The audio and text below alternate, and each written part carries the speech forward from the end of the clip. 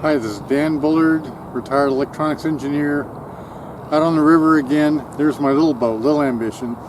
That's how I got here. I don't know, this is up by Fort William Bend, I guess, but it's a different place.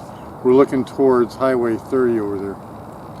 I want to talk about aliasing and a really cool technique I came up with.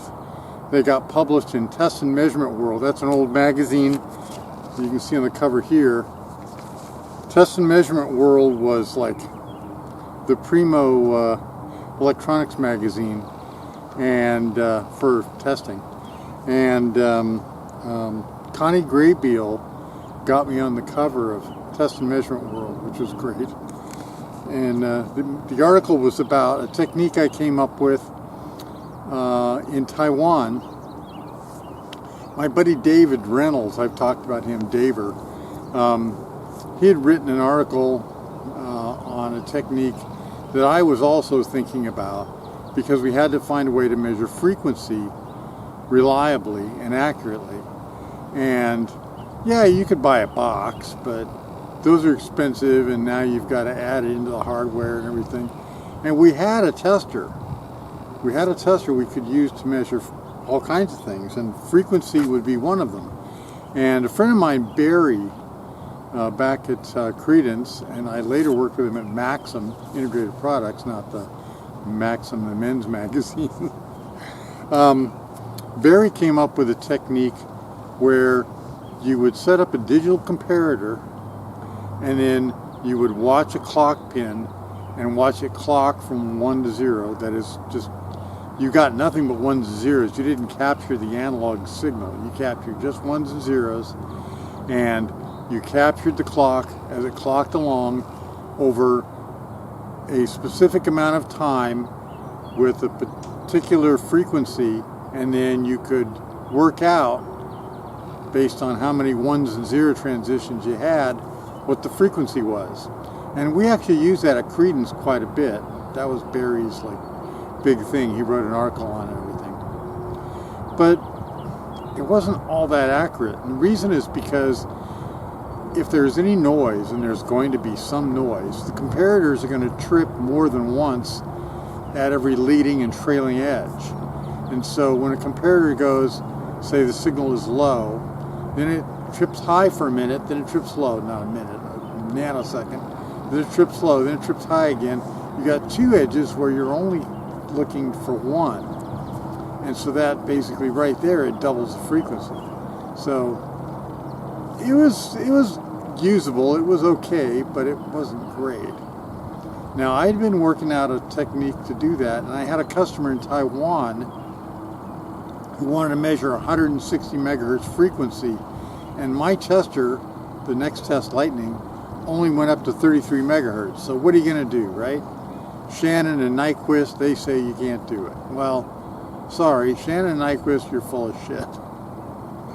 I know, they're gods, you know, you couldn't have the telephone without Nyquist and Shannon. But, and MIT still believes in Nyquist and Shannon. And, you know, I'm not saying that Nyquist and Shannon were bad, they didn't, understand the whole ramifications of what they were doing. So, I came up with this technique while I was sitting in a hotel room in Taiwan trying to figure out how to do this thing for these guys in Taiwan. As I mentioned, my buddy Daver had written an article, and I'd read it, but I was like, Daver is super mathematical, and so reading his stuff is like reading wallpaper, okay? It gets tough, and I gave up. I couldn't read it all, and I didn't understand it. Now, maybe some of it sank in, I don't know, but I figured out that what you had to do is you had to sample twice and then do FFTs. Because there's one thing that the FFT does that other things don't do, and that is it rejects noise. Those little runt pulses at the beginning of an edge or at the end of an edge, they are rejected by the FFT. That is, they're turned into noise and spread across the rest of the spectrum. The actual overall frequency of the square wave is captured in the fundamental by the FFT. and anything else that happens is just considered noise. Now remember, the spectrum of a square wave is not just a single bin. The spectrum of a square wave is pretty easy to understand, and here's one for you. If the fundamental has a value of 1, then there is no second harmonic. The third harmonic pops up with an amplitude of 1 over 3. That is 1/3 the amplitude of the fundamental. And the fifth harmonic shows up at 1 over 5. And the seventh harmonic shows up at 1 over 7. And the ninth harmonic shows up at 1 over 9. It's brilliant, and I wish I had a name for that, but I don't. But because we know that the fundamental is going to be taller than anything else, we can pretty much count on it, pretty much. And I wrote another article where we counted on that, and it wasn't really reliable. But for the case of a square wave, it's pretty reliable. Remember, we're not capturing coherently. We're capturing non-coherently. So we don't really know where this thing's going to be in the spectrum.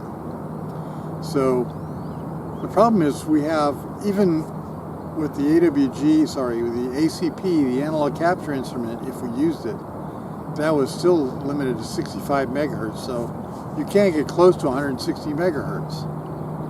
Well, we weren't even going to use the ACP. We were going to use a digital pin, just capturing a digital signal, hoping for the square wave.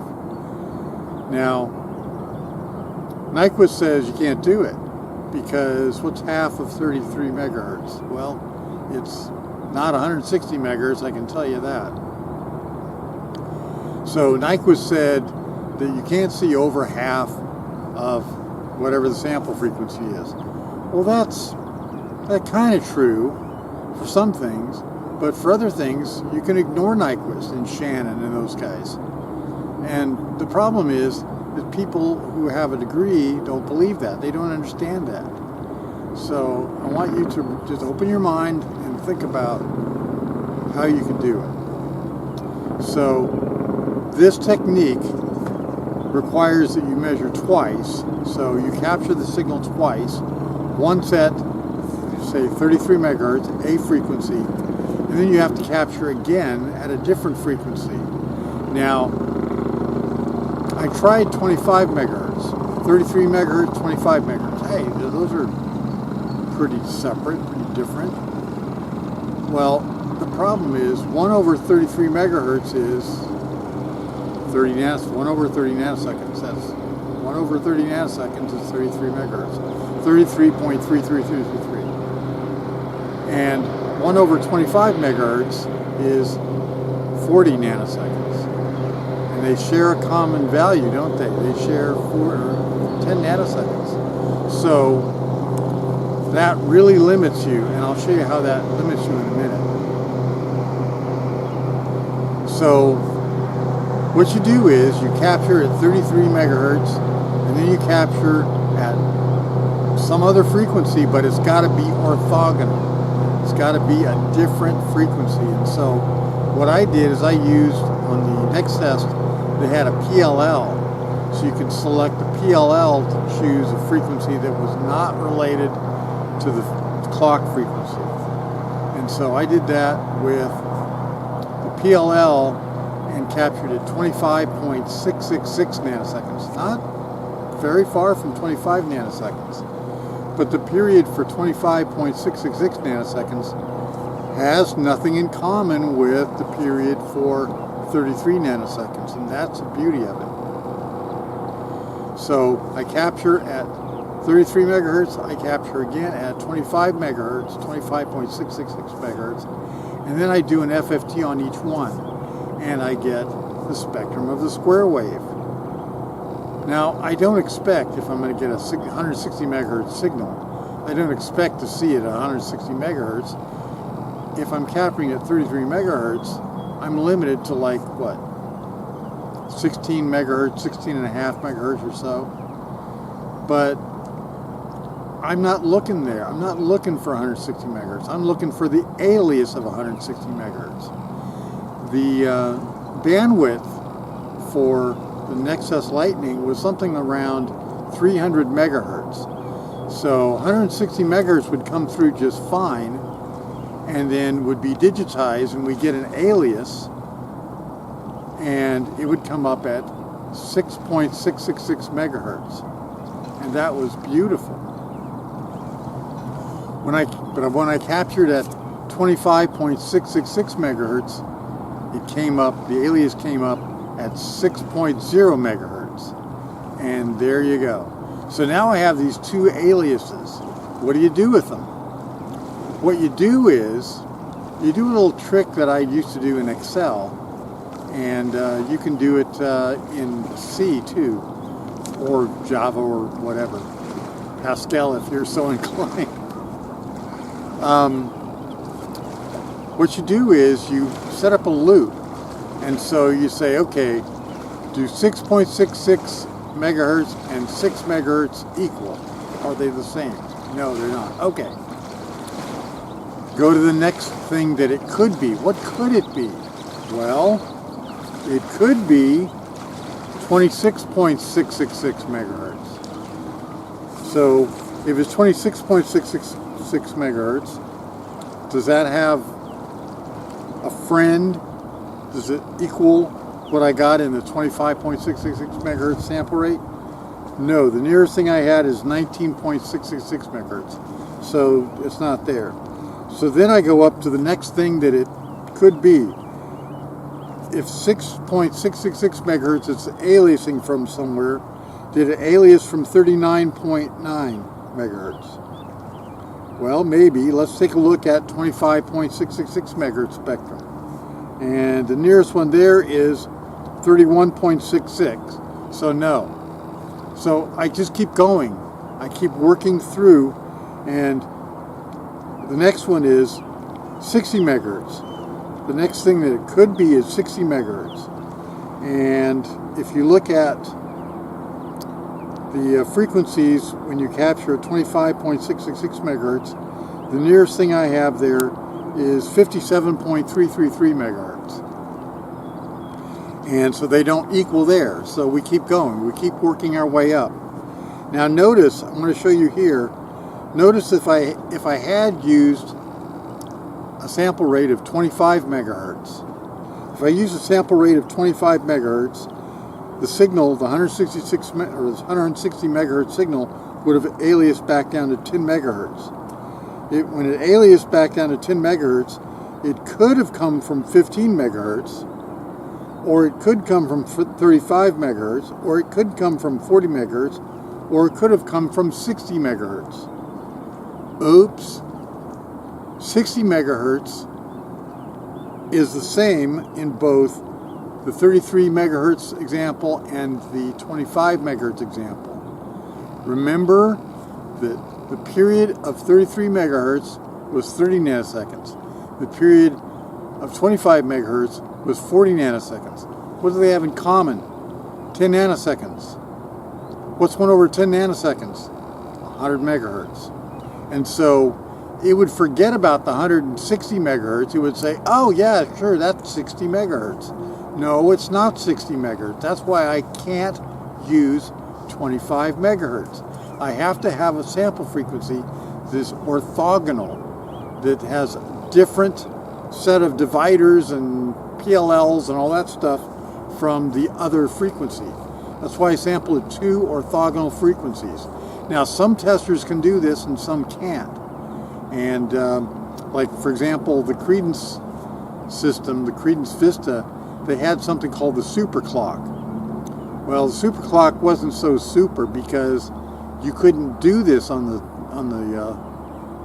Credence VistaVision, but you could do it on the Nexus Lightning because they had the PLL, and so the PLL really frees you up to do a lot of things. Okay, so let's keep going. Okay, so 60 megahertz, the nearest thing in the 25.666 megahertz thing was 57.33, so that's not it. So we keep going. 73, no, the nearest thing there is 70.99. 93, no, the nearest thing there is 96.6. 106, no, the nearest thing is 108.6. 126, no, the nearest thing is 122.3. 139.9, nope, the nearest thing there is 134.3. And then we go up to 160. Yes, 160 matches 160 exactly. Now, some people get the wrong idea about this. You know, they think, wow, this worked great for 160 megahertz. But what about other frequencies? Well, hang on a minute. What if it's not exactly 160? What if it's 161 megahertz? What'll happen? Well, 161 megahertz will alias back down to something else, not 6.666 megahertz when I sample at 33 megahertz. And when I sample at 25.66 megahertz, it'll alias to something else, not 6 megahertz. In other words, the alias tracks the original frequency. So this will work no matter what the input frequency is. And when I was testing this, I got back from Taiwan and went, instead of just thinking about it, I set it up and I used a PTS 120 to check it out, and it friggin' worked. And I could spin those dials on that PTS 120 all day long and crank in any frequency, almost any frequency. I found a couple that were a problem though. For example, let's say I'm sampling at 33 megahertz. Let's say that I dial in 66 megahertz on my PTS 120. That's a problem, right? Because 66 megahertz is twice 33 megahertz. So what that means is that, like, my sampler is going to sample every other time. It's going to fall right smack on the 66 megahertz signal. And let's say I capture ones. Let's say I just happen to capture 1, 1, 1, 1, 1, 1, 1. Wow, that's pretty cool. I get a solid 1, and it aliases back into the DC bin in the FFT, and that works. Okay, it also works in the 26.666 megahertz thing, and so it works. It actually works, but minor little problem there. What happens? Remember, I'm capturing this non-coherently. I don't know where the sample is going to fall. What if my 66 megahertz signal falls at a 0 when I capture? So I get 0, 0, 0, 0, 0, 0, 0, 0, 0, because I'm only capturing 1 zeros. So what if I capture 0, 0, 0? I capture thousands and thousands of zeros. What's the amplitude going to be when I do the FFT? 0. No, I'm not doing white power. 0. Okay? It captures 0. And what's the amplitude of 0? It's 0. That's a problem. So when I spun those dials on that PTS 120 and I got these results that didn't work, I thought, hang on a minute. Maybe if I take the signal, I double the amplitude, so instead of 0 and 1, I get 0 and 2, and then I subtract 1. Now I get 1 and minus 1. So basically I'm getting a square wave that has an amplitude of +1 and -1. Now if I capture at the top, I get a whole bunch of 1s and everything's great. If I capture at the bottom, I capture a whole bunch of -1s. And the FFT reports back the magnitude, not the sign value. It doesn't care whether it's +1 or -1. It just reports back an amplitude of -1, and it still works. So that was my fix for that thing. And it worked like a champ. I mean, it worked great. Now, it wasn't the fastest thing in the world, but it turned out we did a trick with multi-threading so that once we captured the signals, we started the FFT in a different thread in the background on a different processor. And that processor could do the FFTs in the background while I was doing other things like, who knows, testing VOH and VOL or whatever. So ta-da, it worked. So I wrote this article up, and Connie took it to Test and Measurement World, and Test and Measurement World thought it was so cool they put it on the cover of their magazine. So I was very proud. And, you know, Shannon is gone. What's that song? So, Shannon Nyquist, yeah, you had a good run, but I beat you. I beat you. I can do all kinds of stuff that you can't do. And you got to open your mind. You got to think about things that you've never thought of. You have to ignore what your professors told you. When you go over to MIT and you look at their course material, they'll tell you that aliasing is bad. That's crap. If I believed that aliasing was bad, I could have never got that business. As it was, I got back from Taiwan. I went to the Credence or the Nextest sales meeting in Manteca, California. Now, remember I told you in an earlier video, we had a sales meeting at Credence, and that was in Hawaii, okay? Nextest had a sales meeting in Manteca, California, like the butthole of the world. Sorry if you live in Manteca. I grew up in Tracy, just a stone's throw from Manteca, and it is the butthole of the world. Although I did bowl my best game in the world when I was in Manteca, but still, I mean, that was our sales meeting. And I did this presentation about this project for Taiwan, and the CEO told me, I want that business. And I said, I'll get it for you. And then they balked. They said, oh, you can't do our 160 megahertz clock with a 33 megahertz tester because you listen to your goddamn professors. So your professors are wrong. So I had to get on a plane and fly to Taiwan for, it took, 17 hours, go to the hotel, get some sleep, get up in the morning, go visit the customer for 2 hours, to teach a class on aliasing. I went and had lunch with them, so I ate some disgusting goo from Taiwan. Went back to the hotel, got some sleep, got on a plane next day, flew back, 17 hours, 18 hours on the plane, just so I could convince them that aliasing was okay. Why? Because MIT and every other professor in the world doesn't have a fucking clue what they're talking about. Okay? Aliasing is a good thing. And don't believe your professors. They're full of shit. Okay? So, it got me a cover on the test and measurement world because I ignored aliasing and I did what they said I couldn't do. I ignored the professors, I ignored what they said about it, and I got to do what they said it couldn't do. It can do anything. You can sample friggin' X-rays with a 1 hertz sample rate. It's up to you. If that's what you want to do, you can do that. And guess what? You'll get 1 hertz resolution. So you should think about that. That's the kind of thing you can do. Anyway, hope you enjoyed that. This is Dan Bullard from the river. See you later.